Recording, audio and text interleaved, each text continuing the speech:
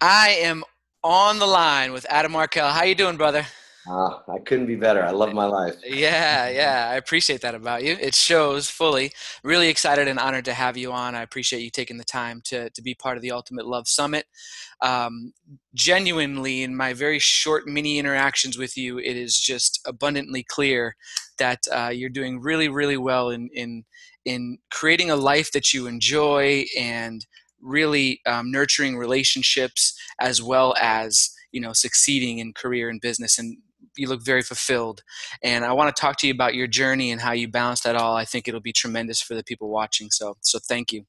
Oh, pleasure to be here. Awesome. Let me do a little bit of intro for those who don't know Adam yet. Adam Markel is the CEO of New Peaks, the fastest growing personal development company in North America. He is a master trainer in the areas of personal and business development, a keynote speaker, an author with another book on the way, which I believe we'll talk about, real estate developer, entrepreneur, and attorney. I mean, that's pretty remarkable, especially Mouthful. for how young you are. Yeah, exactly, a mouthful. Having fun in his private law practice for more than 17 years, Adam also focused his attention on creating successful commercial real estate investment firm, title insurance company, and social media startup. So, really, I mean, that's quite a lot to balance. And I'd love to know a little bit about your entrepreneurial journey, like how you got started and whether or not you even come from a background of entrepreneurs. Yeah, great. Thank you, Dallas. Of course. Yeah, I'm sort of a serial entrepreneur, as the intro Hmm. suggests. My journey began when I started collecting baseball cards. So Okay. literally like 14 years old, and I was collecting baseball cards. Hmm. And a buddy and mine, we decided to go to a convention, rent a table, and sell baseball cards for money. Aha. You know, I was on the other side of that table for quite a few years actually with my stepfather really. doing shows. Yeah, so go ahead. I love this. This is great. It's a blast, right? And you Yeah. didn't know that about me, right? No, not at all. I don't really tell people that very often because normally my story begins with, I was a teacher, and then I was a lawyer, blah, blah, blah, all that kind of thing, right? But no, it Gotcha. all started, I got the bug when we went to this convention. We spent $75, a whopping 75 bucks, and $25 a day for 3 days to have a little one of those card tables. That's how Right. big it was, probably like 4 feet wide, and whatever. And we spent those 3 days just selling baseball cards. And I remember we made like more than $100, a whole $100 for 3 days. The two of us to split. It was Nice. incredible. That's huge. Yeah. So what ultimately happened is I had a bit of a business that I created around the baseball cards, and it Hmm. it led me to. It paid for my trip to Europe. I went and studied abroad. Whoa. Now, my parents, I didn't come from money, so that was a question you asked. Uh, Right. my dad was a civil servant, worked for the city parks department. My mom worked. We lived in a tiny little apartment, shared a room the size of a closet with my brother. Right. Yeah, so I didn't have any financial literacy growing up. Sure. This was my first kind of experience with it, and Yeah. Humble beginnings, but it was enough to get you to Europe. That's incredible. got me to Europe. Exactly. So. That's awesome. And so, I mean, since then, you've had all these different ventures. When were you a trainer at New Peaks first before you Yeah, came so on as it's interesting. So the company is New Peaks, which is also known as Peak Peak Potential, but Potentials, right? we're in the process of a rebranding. So that's the Okay. company that we bought with. I bought with partners in Asia, which is actually a publicly traded company, an amazing heart-centered company in Mm, Singapore and in Sydney called Success Resources Global. okay. Uh, we traded on the Australian Stock Exchange, which was pretty cool. But I was an unhappy lawyer. I sometimes say I'm still a recovering attorney. Okay. Once upon a time, and in fact, there's some pictures in this in this office with Hmm. me with quite a bit of hair, probably more hair than I have on my chin, it's summertime, and Yeah. I'm letting it grow a little bit. So more Tough. salt than pepper, as you can see. Right. Um, but I was not a happy lawyer, and I put my feet on the floor most days, getting ready to start the day.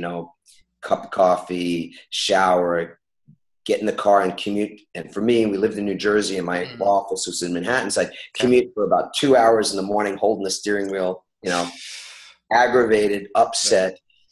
get home late at night. Usually I left, it was dark. I got home, it was dark. I usually didn't see the kids for breakfast. And Randy and I, my amazing wife of 26 years, college sweetheart, we have 4 kids. And we had kids because we wanted, we love kids. Yeah. I wasn't seeing our kids getting home after they were asleep most nights. Right. I was pretty unhappy and just a part of the rat race. I woke up, put my feet on the floor, and the first kind of feeling that came over my body was one of dread. Wow. Even sitting here right now, and it's so many years ago, I can still feel that energy. Right. Yeah. Just the feet on the floor. And the first kind of thought of the first words out of my, that came up were like, shit, something really positive, right? Right. Super positive. That's the affirmations that What's your daily affirmation, right? Right. Yeah. Listen, I didn't come from a personal development background. My parents didn't introduce me to any of that stuff. I wasn't a seminar or workshop goer. So to me, I didn't have any language for my misery, but I was a lawyer. I was a litigator. I was a trial attorney. So at least I had an outlet for my aggression. You know what I'm saying? I do. Yeah. So I am a recovering attorney. A buddy of mine dragged me to the very first program, course I went to, called the Millionaire Mind Intensive. And I spent 3 days kind of getting yelled at and, punched in the head, not literally, but, verbally. Sure. And then on the third day, something really dropped in for me that I wanted a lot more out of my life. Yeah. And I wasn't willing to settle any longer for just going after the money and the security only. Does that make sense? 1,000%. I mean, I share a similar journey, but also too with the peaks being, peak potentials being transformative for me. Like my first event was MMI, also my first real event into the world, almost a decade ago, and actually it was one of the last ones that T. Harv was actually speaking at when he was still part. He did like the last, I think, day and a half, and signed my book and everything, and it was so transformative for me. I mean, they got me, man. I ran to the back of the room. I bought 3 more events. My whole life was very different. Yeah. Totally. I bought the whole package. Did you? You did? Awesome, man. Everything. Yeah. And for my wife and the kids, and they weren't even with me. Wow. Pretty nuts. Yeah. So it was transformative for you, and then so you went through the process of doing all, whatever 14 events at the time, or however many were at the time, and then eventually became a trainer. And how did the process go? But here's the thing too, Dallas. I want to take this moment because I think it's a great tie-in to the Ultimate Love Summit, right? The connection, the balance between entrepreneurship, business, and love. And what being in that room, and on the third day, I didn't buy anything, but the third day, I got up, I went to the back, took out my credit card, spent quite a bit of money on this whole curriculum over 2 years that I had no clue about, right? I mean, it was strictly on faith. And now as I really know it and I teach it, I just followed the heart. Like, so my heart, I know now my heart has all the answers. My heart never lies to me. My head has, my mind constantly chattering, right? That thing has questions 24/7. And it's good. It's a great to balance between your head and your heart. But the change that occurred in my life and it occurs in other people's life is a result of doing. Thinking is fine, but nothing changes unless you do something different. And the act of doing comes from the heart. Sure. So I did. I decided, hey, this is great. I became a student. I started eating the cooking. Decided I wanted to be a trainer. Once I tasted that cooking, I was like, I love this. This is incredible. I got to share this with other people. Right. I want to add more value. So I started to work on how to actually create a plan B for myself, because I was a workaholic attorney, right? Very busy, 2 offices, New York, New Jersey. You needed an exit for sure, man. I needed an exit. So I planned it. It took 2.5 years to create that plan B to exit my law practice. It's actually, that whole journey is the subject of the book I have coming out with Simon & Schuster next year called Pivot. Okay. Think about pivot. It's a bit of a metaphor for reinvention. How do you create new results and reinvent yourself in life, in business, in relationships, pretty much in anything. You can reinvent your marketing. You got to reinvent these days, like every 3 months in some areas, right? Right. Yeah, totally. But life reinvention's it's a bit wider and deeper. And so 2.5 years later, I had this plan B in place, and I changed my plan A to plan B, and that was That's it. fantastic. Yeah. Yeah, it's great that you were able to do that consciously, and I appreciate you sharing the shift that you made from the thinking to the doing. And I just want to highlight also, I believe just from your story that what also happened is there was a shift in who you were being too, because in that place, like recognizing that my heart's driving and has the answers, and starting to live from there, what you end up doing also shifts, right? The doing from this place and the doing from this place are fairly different. They're fairly different. As an understatement, right? So tell me a little bit about Pivot, because it sounds like a fantastic book. What are some of the principles that you talk about in terms of reinvention? Because a lot of people do. They need to reinvent, and maybe they're scared to. Yeah, for sure. I mean, the first and most important is really to take stock in exactly where you are in your life right now. Mm. This is one of the most, challenging things for people, is to really just admit to themselves, honestly, that they're not thrilled with what's going on.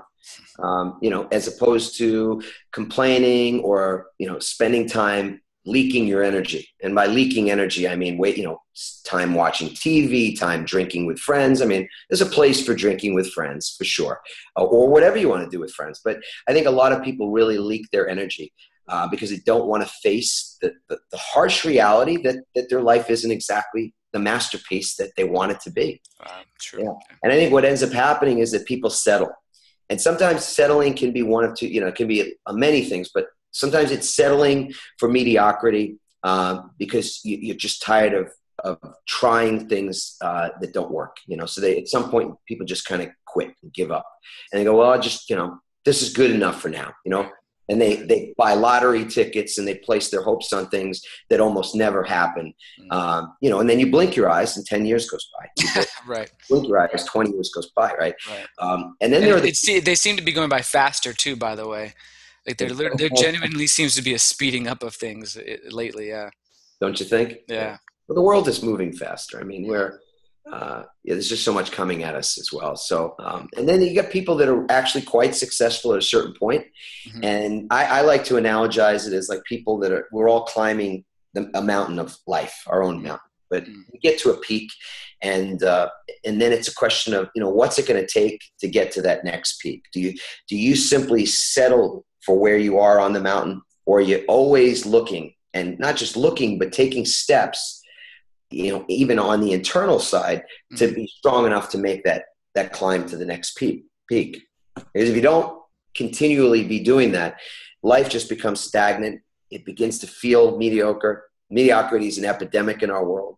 And here's the last distinction I want to say on this, is that settling is actually it's normal. It's normal. It's like if you pick up an expensive drink, like one of those fruit drinks, or with all the good stuff in it, right? It's like $10 for one of these things. Right. What do you notice? It's usually like a kind of a see-through bottle. You can see the orange or the green or whatever, right? What do you notice when you pick it up? Oh, all the nutrients settle at the bottom is what Exactly. So what do you have to do, right? Shake it up. Shake it up. Right. That's a great analogy. That's great. Well, that's life. Yeah. If you're not shaking it up intentionally, I think you end up settling, and that's where the problems come in. So we have to move energy. So I love that, move energy. And so what are some of the things that you personally do? Because one thing I want to ask you is can you be content and not settle? I know that's a scary place or a very confusing place for people, and sometimes even for me. Like, don't I want to at some point feel content, but still survive, like striving? Yeah, that's a brilliant question. I mean, it's like anything in life. The really important things are not black and white. Right. They're distinctions. And they're fine lines between certain things, right? To me, discontent can be divine. I don't look at contentment as my goal. Okay. I don't look at comfort as my goal. Comfortable is overrated. Mm. And I've been comfortable. I've had many moments where, it was easy to just sort of say, oh, I'll put my feet up and have a Corona, and, I could let this last forever. But the truth is that's not how we're built. Right. As divine beings, as expressions of the universe, and Mm-hmm. all the things that we don't even know about the universe that are so magical. Right. Our journey is a journey of unfolding development. It's not a journey of static or status quo. It's not, it's not one where we want to see the water and, sort of sit idle, because at some point it becomes stagnant. It starts to smell, and it just is different. It's not what we're here to do, I don't believe. So Right. you started to ask me, awesome. what's something I do, Yeah. part of my pivot. The first thing I learned to do in terms of my pivot was to be able to create rituals. Okay. And I won't spend a lot of time on this call to talk about that, but to me, the most important ritual you have is your morning ritual, because it's how you start your day. So, for example, some of the people watching this or listening to it might love the work of Marianne Williamson. I know I do. Mm-hmm. And she's got an incredible book. I always love to mention it, A Return to Love, Reflections on A Course in Miracles. Okay. Now, I also have A Course in Miracles, and I will readily admit that I have not read that book from cover to cover. In fact, I'm working my way through it. But there's one chapter 30, called Rules for Decision. Mm-hmm. That talks all about the rituals of how you begin your day. And Awesome. I'll show you one ritual. Remember I said not long ago, I put my feet on the floor, had that feeling of kind of, oh Yeah. shit, right? Yeah, exactly. No, oh, damn, another day. Yeah, well, I got to deal with traffic and a Right. judge and my clients, and I'm just tired, right? But now I wake up, and for many years, I put my feet on the floor, and I say and I think something different. And this, I'm going to show you. Can I show you what I say and think? Oh, that'd be great. Yeah, please. Cool. Yeah, I'm awesome. watching where the screen is. It's actually pretty funny. Okay. Right there. Nice. Yeah. Totally. Yeah. Those are the first words and the first thoughts that I have in the morning. Awesome. And it's an intention, and it's a powerful declaration for what I want to have happen for me in the day. And I teach people not only how to create morning rituals, but how to create a code of conduct for themselves to begin. Oh, I love that. Code of conduct. That's great. Yeah, it's neat. Well, I also appreciate, so, I mean, what I'm getting from you is that the I love my life, right? That's a declaration, affirmation that you set for yourself first, versus kind of waiting for circumstance to allow you to love your life, or things to kind of all fall into place, right? Like you put your feet on the ground, you think, I love my life, and thus, you go live it and love it. Yeah, our mind is very interesting. We have a conditioned mind, and most people have sort of had this chatterbox going on all day long, and they don't really understand where, how do I utilize it? Or maybe they don't even think about how do they actually get leverage over their own thinking. But to me, everything that we want to have in our lives is a product of our thinking first. So, and then on another level, which again, we maybe have a follow-up at some point, we can talk about karma. We can talk about our soul and the journey of our soul, but I love that. consciously, our conscious life starts with our thoughts, right? And so becoming a master of your thoughts is important, because your destiny lies in your habitual thoughts. So somebody like Emmett Fox, I recommend to your folks to check out some Emmett Fox, the 7-Day Mental Diet. It's a little asterisk in a Tony Robbins book called Awaken the Giant Within, I read many years ago. Love that book. Yeah. Totally. Phenomenal stuff. But anyway, your being able to create your life by your habitual thoughts is really the key. And so when you wake up in the morning and you say, I love my life, it might sound like I don't even feel that way, or I'm not sure if I want to believe that, or, like it's whatever, it's woo-woo stuff. Listen, I'm not into woo. I love to meditate, yoga, but I like things that work practically in the real world. And our conditioned mind has a very practical job. Its job, our conditioned mind, our medulla, is to protect us, right? Sure. It's what it is, because, and its pastime is to be right. Meaning the most important thing in the world for our own mind is that it is right. Because if we're not right, we die. Right. Do you know what I mean? On some level, totally. That's what you rely on to stay safe and stay alive, right? Right. Yeah. So here's the way you leverage this. Your mind will go out of its way all the time to be right, to prove you right. So if you say my life sucks, it goes out of its way to prove to you that you are right. That's right. It'll find every conceivable reference to confirm the conclusion that your life is, that you struggle. When you say I struggle, or I don't have enough money, or Sure. I can't afford it. Any of those kinds of things. Right? It's funny. I had a friend of mine who, right when the Secret originally came out, right, and I've since the Secret, which is now, it's unbelievable how many years old that is, and even the philosophy itself is centuries old, but I've now since studied like 13 other universal laws that most people don't even know of. They just know the law of attraction that reached mass consciousness. But the point is that I had this guy who was in this networking group who one day just decided the Secret was bullshit. It was right when like the movie had first come out. He was on board for like the first 2 weeks, and then he had this realization that people aren't choosing, they're not thinking all day about getting murdered or raped, and then this is, he just decided it was bullshit. Right. Went hard to work to prove how bullshit it was, and I couldn't as soon as he comes to this meeting and he's like, here's why it's wrong, and I'm like, you're doing exactly what the principle tells you works, right? You decided it was wrong, and now everything you need to show you that it's wrong, you're discovering. And if you flip the principle on the opposite side, you'd find the same result. It was just a very fun conversation, but it's making me think of what you just shared, though. Yeah. It's like whatever you tell that mind to do is what it's got to go do. Yep. It's in your awareness. So anyway, you could start to create some very simple habits that enable the synapses of your brain to fire at different times, the neural pathways to just create some different sort of default modes, Mm-hmm. which change how you look at life and then enable you some different perspectives. So the word pivot has a lot of meanings in business today, and just even in basketball. And this is where it first came to me that it was a great analogy for this. It said, when you stop your dribble, like if you're in basketball, you're dribbling and then you stop, Mm-hmm.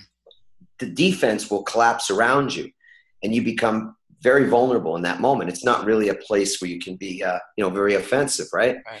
But if you pivot, which you're permitted to do under the rules, off of the foot, one stationary foot, you can go 360 degrees around, right? You can spin all around to see the rest of the court, to see your other players, the people on your team, Right. if you've got a team, right? Opportunities, yeah. Right? That you can pass the ball to. You might even get a good look at the basket that you can shoot. There's so many things you can do when you're in a pivot mode versus being stuck. And that's what I think. Just it's not a thing that we're taught when we're kids. So it becomes, as I said, normal for people to settle, to get stuck and then not to know, well, what do I do? I've got a mortgage, I've got kids, I've got responsibilities. Totally. What do I do? Very real. Yeah, it's very real. Very real. And so I appreciate the fact too that you went to work to create an exit for yourself too. Like that's a lot of folks get concerned, like how do I make this shift, and I've got to burn bridges and I've got all these responsibilities, and you planned it. You went intentionally for it, and that was awesome. Yeah. I don't recommend myself personally that people jump ship. If you're 23 years old and you're living in your parents' basement, jump ship. No problem. Totally. Yeah, exactly. Virtual high five. Exactly. Yeah, it can be tough for folks. So you mentioned obviously morning ritual, huge, and I love that. I love that it's echoed from quite a few speakers that we've had on the event. Obviously, people operating at your level, are going to share similar principles, and I'm learning how powerful that is in my life too. The code of conduct. Speak a little bit to that. Oh, wow. Cool. Yeah, please. I adopted something that's based on a practice that Benjamin Franklin used, a couple of 100 years ago when he was writing the Declaration of Independence, the first draft, and, Awesome. and a lot of other things. Guy was a scientist, a real sort of Renaissance person of his time. Sure. And he had a simple list of experiences that he wanted to have during the day. And 13, I think initially were 13 things that ways in which he wanted to feel, states of being that he wanted to experience in himself during the day. And he wrote them down, and they were the same list every day. And he'd check in with them in the morning, and he'd check in with them at night. And he'd check off the things that he had felt. Great. So if he wanted to feel the presence of God, for example. He wanted to feel love for humanity, or he wanted to feel really on purpose that day. Mm. Or, he probably wasn't using those words, but let's say he wanted to accomplish certain things in his work for the day. The feeling of accomplishment or fulfillment. It was on his list of states of being. He'd check in at night and say, I got six out of 13, it's a pretty okay day. It was a middle of the road day, right? Right. 9 was a little better day, right? 2, Right. pretty shitty day, right? Yeah. So Got it. I created something similar to that, where I have a list of these experiences, these feelings of experience, and I start my day. It takes 5 minutes. I literally sit down in a quiet place, and I look at those experiences, and one at a time, I close my eyes. Sometimes I have my hand on my heart, just to feel myself there. And I'll say, today I experience gratitude. And then I cultivate the things, the feelings, and the thoughts of what I'm grateful for. Like, for starters, I'm alive. Whereas there are people that were alive yesterday that are not here today. It's, I'm grateful for it. And then it could be, my little toe stopped hurting me, because I stepped it the other day. It was just swollen and aching. I couldn't take a step without feeling it. Now it's better. I feel grateful for that. I just pass through some of those things that come up naturally. And then I experience myself being of service to others today. Yeah. I experience forgiveness today. And then I might say something like, I thank you, God, for forgiving me my trespasses. Thank you, God, for forgiving everyone and everything that could possibly need or want forgiveness today. And just go down the list, and I check in with myself right then and there. Have a quiet moment, a meditative moment, set an intention for what I want the day to be like, and then I let it go. Wow. I'm experiencing like a settling in my body, in a sense of gratitude, just from you sharing that. So I can imagine making that my own practice each day would be pretty profound. So thank you for that. Are there other things throughout the day that you're very conscious of, in terms of making it productive, successful? I'd love to know, like, if you have certain things that you do, because my experience, especially reading your bio here, is that you get quite a bit done. Yeah. And I'd love to know some of the ways that you kind of do that, things that you're aware of during the day and processes that you might have. Yeah, let me give your folks a business ritual, which is great. I mean, overall, I'll say 2 things really quick, because I know we're going to be short on time, but stillness is very important. I know a lot of people talk about meditation and things. Stillness is important, and creating some moments of just pure stillness during the day for yourself is so creative. It's so, it allows for whatever you want to call it. If you're spiritually inclined, if it's the universe, if it's God or whatever, but miracles occur. And Marianne Williamson says that a miracle is nothing more than a change in consciousness. And we can create our own change in consciousness anytime. So stillness. And I'll pitch an app that I have nothing to do with. We didn't create it, but we're going to do something. We're going to do something for our students through an app similar to this. But for now, the app is called Calm, CALM. Okay. You go on the app store, whatever it is, and buy. You don't have to buy; it's free download of Calm. And I find that several times during the day, I get pinged to ask whether I'd like to take 5 minutes of Calm. And then there's beautiful scenes that come up on the screen, and the sound of water, trickling off a mountain or whatever it is, right? It could be the ocean. Great. Yeah, so it's pretty cool just as a reminder, right, for that. So that's a little cheap. So here's the great part about what you just did. You said, I'm going to share a couple business tips with you. And you get what I'm saying? Like, that is very, very profound, in terms of business advice. Take that time. I love that. I will share the app too. That's great. So go ahead. What was the other one that you want to share? The other one's more of a productivity tip, but it's, take, I like to believe in that there's one thing, or 1 to 3 most, that are the most critical things to get accomplished during the day. And I love to use that morning time. So I tell people, start the day, create your code of conduct, takes 5 to 10 minutes to do that. Mm-hmm. Allow yourself in that quiet energy to go make yourself something to eat. Eat quietly, eat slowly. Allow the thoughts to come, but they're coming from a different place. They're not coming from that race mind, the caged monkey that's rattling, about your bills or about the deadlines or any of those things, the emails you haven't responded to. Mm-hmm. You just allow things to kind of bubble up that are really super important. And in that quiet time, as you're eating slowly, quietly, maybe even putting good energy into your food as you're eating it, setting the intention that with every bite, every chew, that you're creating peace in the world. Like our vision for our company, it's a pretty big vision, is to create global peace through self-actualization. So we're just trying to help people to get their needs met so they can be more peaceful, so that they can radiate more peace in the world, so we can have a more peaceful world. It's such a simple equation, right? Amen. Yeah. So as you're doing that, you think about, what's that most important thing for me to get done today? Or maybe there's a few of them. And that I call the critical inch of your day. And what I suggest is that you get the critical inch accomplished before 10 a.m. Okay. So meaning, if you're up and you're doing this little meditative thing and you're eating and you're yada, yada, yada, it's 8 o'clock, 8:30 in the morning. And now you realize the most important thing for you today is to make that phone call to, the person who's helping you with your marketing, or with a contractor that you're, whatever it is.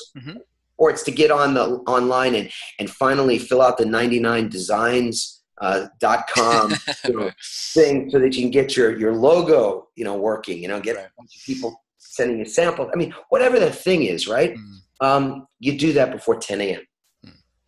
Most people have the habit of taking the most important thing. They put it off to the afternoon because they want to be ready for it, right? They want to get prepared for it, right? And they get so they'll organize their desk, they'll check and they'll respond to emails, they'll get on some idiot phone call, things that are less important, right? They'll go to Facebook or Twitter, all the things that are non-critical, and wait to the afternoon to handle the stuff that's most important.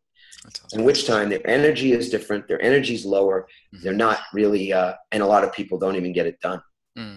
Just gets put off to the next day and the next day. So I love that perspective too, that by the time that you think you're ready, right, you have less in the tank to act on whatever that most important thing is, right? You've probably had a few little obstacles or hiccups throughout the day that have shifted your mood, or and the list goes on, right? So why wait till all of that could potentially be affecting you during your most important thing? Get it done first. And I love that you create so much space for thinking. It sounds like mindfulness and meditation and just being present is really, really a key for you in many areas of your life. Yeah. For sure. Yeah, it allows space. It allows for creativity. You seem like a pretty centered guy, so I appreciate that. So when things do, I guess I got two more questions. Would you stay for just a few more minutes with us, if you can? Oh, absolutely. Yeah. This has been great. So one is, you're dealing with obstacles and challenges. They must come up in business and life. Like, do you have certain, either again, thought processes or philosophies or steps that you use if the proverbial shit hits the fan? Yeah. So doesn't matter how you're doing in life, financially or otherwise, you will have challenges. People call them problems. At some point, you kind of rewire this thing, and you put on challenges, right? I call them gifts. Yeah. Yeah. This is like your shoelace is untied. Okay, big deal. For some people it's a fairly bigger deal than others, but ultimately you just tie your shoelace. Or if you can't tie shoelaces, you get shoes with Velcro, right? And if you can't do that, then you have somebody around that can help you to tie your shoes when you can't tie them, right? I mean, there's no such thing as an obstacle. Obstacles are illusions. And I have a lot of times I teach people and have them write that down on a little piece of paper and stick it on their computer, put it on their rear view mirror, wherever they're going to see it. Obstacles are illusions. They don't exist. I like litmus tests. So here's a simple test for this. I'll ask you this, Dallas. Has anybody ever come to you with a quote unquote problem or a challenge? And when you heard them out and it was a pretty big deal for them, you said, well, okay, that's not really a big deal at all. Here's what you do. And then you gave them a solution or some way to handle it. Have you ever had that happen?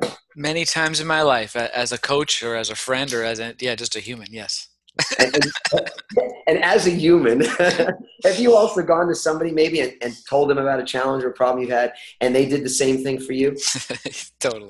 Really funny, right? It is. Yeah. Because the obstacle, the quote unquote obstacle or problem, is really just an illusion. Meaning it's a perception. It's your perception. It's my perception. My problems are, I see my problems inside the box that I live in. We all live in a box. The crazy fun part about getting out of the box is that the instructions for how to get out of the box are on the outside of the box.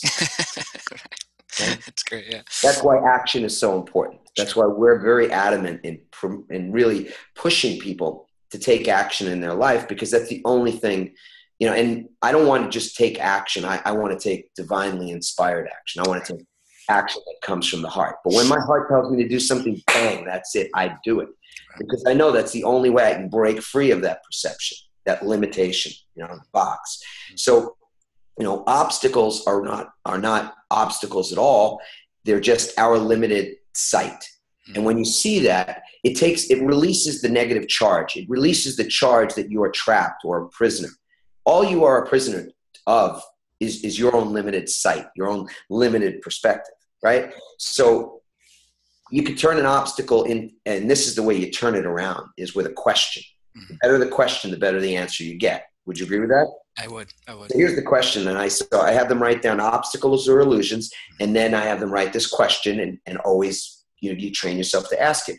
What is the creative opportunity that's presented by this? There's a creative opportunity there. So what is it? We get sometimes a client or a customer is not happy with something. It's not often, but we get it. And so then, it's never fun to have somebody give you feedback that you suck or that they are unhappy. Right. Because sometimes that feedback can be pretty harsh and sometimes it's not. Sure. But, the most extreme case is somebody's really unhappy with you. What's the creative opportunity in being able to turn that around? I've had it happen in the last couple of weeks. It's been magical. Somebody's just unhappy with something, and you see them and you hear them, and then you create some solution, some way to resolve or just meet them someplace that makes sense for everybody. And now they're the greatest, biggest raving fans of you, the company, what you do. Right. You know what I mean? Yeah, that's awesome. There's such an opportunity embedded in something that was on one level aggravating. Right. Even if you're struggling financially, what a great opportunity there is in not having as much money as you really want right now. Because, necessity is the mother of invention. And when you're hungry, as Les Brown would say, when you're hungry, right? Yeah. That's actually how he'd say it too. Yeah. I'm going to see Les in a couple of weeks, actually. Nice.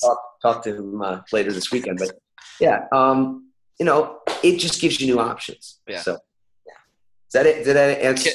Beyond, yeah, killer. Yeah, I think so.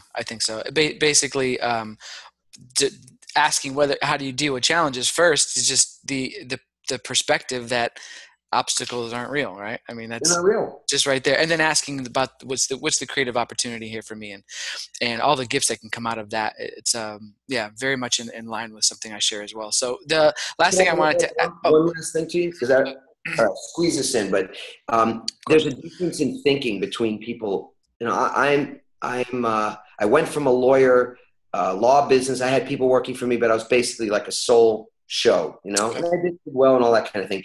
And that was what I equate to 2x thinking. People that if you ask them, how would life be like if you just doubled your income next year? You doubled your results financially and some other things, right? Yeah. And I really think that that's very much a sort of a broke mindset, a scarcity mindset, believe it or not, because it's all centered around, what more I can do. What could I do to create double my results kind of thing? 2x mindset. 10x mindset, the mindset of companies and people that are visionaries for massive missions in the world, change many, many lives, which, when you change a lot of lives, you don't have to worry about money. The zeros just keep, compounding. There's an exponential component to being of value in the world on a much higher level, which is why what you're doing and putting this out to 20 or 25 thought leaders to share their gifts with people is massive. Because how many lives in the next couple of weeks through this, this Ultimate Love Summit, can you touch and change? Sure. And it's Yeah. The ripple brilliant. out. Yeah. Yeah. So kudos to you, because that to me is 10x thinking. And 10x thinking is not what can I do? Because if that were the case, you'd have spent months and months and months thinking, what brilliant things can I teach? How can I share? How can I get everybody to show up so that I can be the guru and the genius and the celebrity, and everybody's life will be better, and I'll get rich, and I'll change people's lives, and I'll be every way benefit, right? But that's 2x thinking. It's scarcity, and it's kind of broke mindset thinking. 10x is a different question. It's who can help me. And who can help me is all about the creation of team. And with team, and that's where it relates back to challenges or obstacles. Because when you have a team, and maybe your team, for me, my team is, my amazing, beautiful wife, Randy, and our kids, and our team at New Peaks, and my friends and my family and God. I never am without a resource to get a challenge handled. So the goal is to outperform your problems, consistently outperform those obstacles. Yeah. And having a team, that's awesome. Yeah. So 10x thinking and being very conscious of the team that you have with you. Well, the team is your 10x. Right? One of our students, a graduate of our programs, is Joseph Gebbia. Joe Gebbia. He's one of the co-founders of Airbnb. I mean, you have a great idea. You can create a decent company with a great idea, and work your tail off, right? The workaholic syndrome, like me, when I was doing that. Or you can create a team and take an idea and literally disrupt the world with it, in a positive way, like something like the share economy, and turn an idea into a $10 billion company. This is what Airbnb is. So, all about team. That's 10x thinking. Awesome. Thank you for that, Jem. I appreciate that.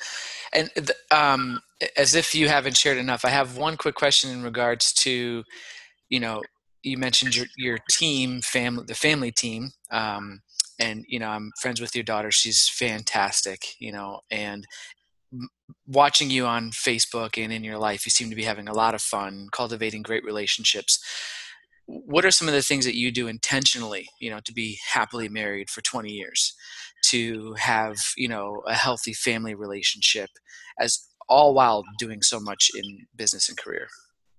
Well, I mean, we teach a program. I'm gonna shamelessly promote something we do, but at our company we teach a program called the Ultimate Relationship Retreat. I want to invite you to check that out too. I'd love to have you be there, Dallas.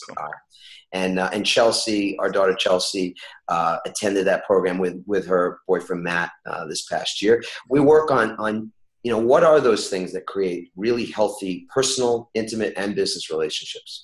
And for my wife and I, we've distilled it down to 7 things, 7 pillars. It takes a while to kind of go through those, so I won't do that now. But sure.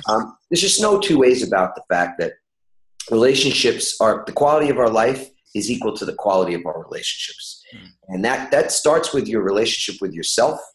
It could be your relationship with spirit. It could be the relationship with your, anybody. So I think here's what I'd recommend, that anybody listening and watching this, that you just consciously set the intention to be more conscious of how you're showing up in relationship, on a day-to-day. Totally. Create some level of incremental improvement to your relationships consciously. Just the same way as you set out to create more money in your life and create more, lots of things. Work on the relationships on a conscious level. Awesome.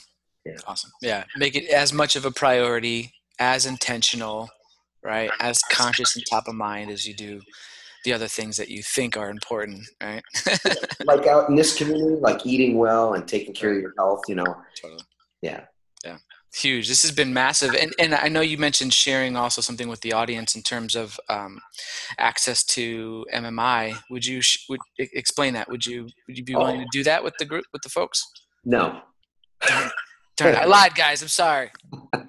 No, hey, Dallas, how about this? I'll do one better. Can we give your folks a gift? Sure. Yeah, totally. That'd be cool. All right. So we set up a beautiful website just for your students to register if they'd like to find out more about the work we do. We start our kindergarten program is a 3-day massive transformation program called the Millionaire Mind Experience, sometimes also called the Millionaire Mind Intensive, Mm-hmm. and the Ultimate Love Summit. So this is the URL for them to go to: ultimatelovesummit.register.mme.com. I know that's a mouthful, so I'll say it one more time: Yeah. Ultimate Love Summit register .registermme.com. I screwed it up the first time. So it's Ultimate Love Summit .registermme.com. And there, Awesome. not only can they get a ticket, but we're going to upgrade them because they're one of your students Mm-hmm. to a premium seat. They get a few gifts and things. And it's a 3-day event we do all over the world, but in particular in North America, we do it about 80 times a year Oh, wow. in about 25 markets. So it's kind of like anywhere you are in the country, Sure. you can probably find one within 50 miles of where you're at. Yeah, I actually, so real quick story. I'm a Connecticut guy, Oh. and I actually took my first MMI in Jersey. Is that right? Yeah, I drove up to Jersey, stayed at a Red Roof Inn with my girlfriend at the time, and it was incredible, man. There was 2,500 people at this particular event. It was nuts, and so I'd highly recommend if you're watching this, fully take advantage of that. That's a great gift, especially with the upgrade and the little gifts that you guys give at the door.